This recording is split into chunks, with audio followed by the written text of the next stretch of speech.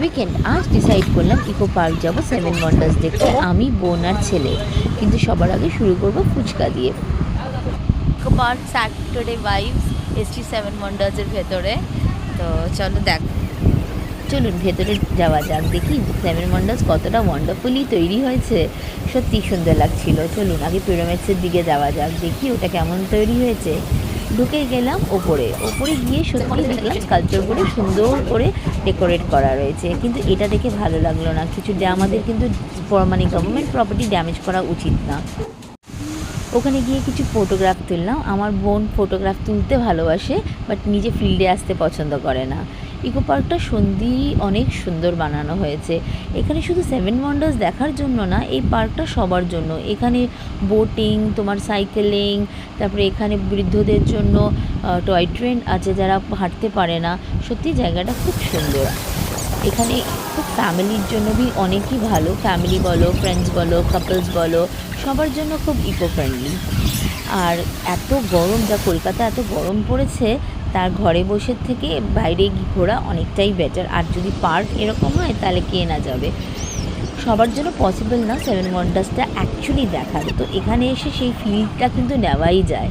তো আমিও এই ফিলটাই নিচ্ছিলাম আর খুব ভালো লাগছিল।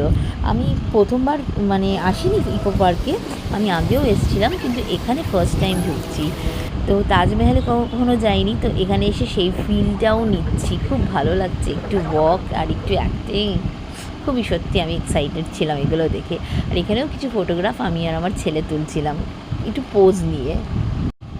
তাজমহল থেকে বেরিয়ে নেক্সট চলে গেলাম আমরা কোলোসনের কিছু ভিডিওস অ্যান্ড ফটোস তুলতে। এখানেও খুব ভালো লাগছিলো। আমি তো নিজেই ভিডিও করছিলাম, আর আমার ছেলে আর বোন ফটোস তুলছিল।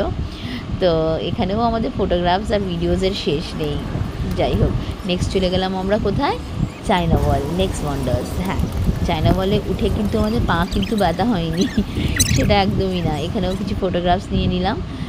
আর অনেকটা দেরি হয়ে গেছিলো, আমরা এন্ট্রিও করেছিলাম অনেক লেটে। তো সবাই চলে গেছিলো, ওখানে হুইসেল বাস ছিল।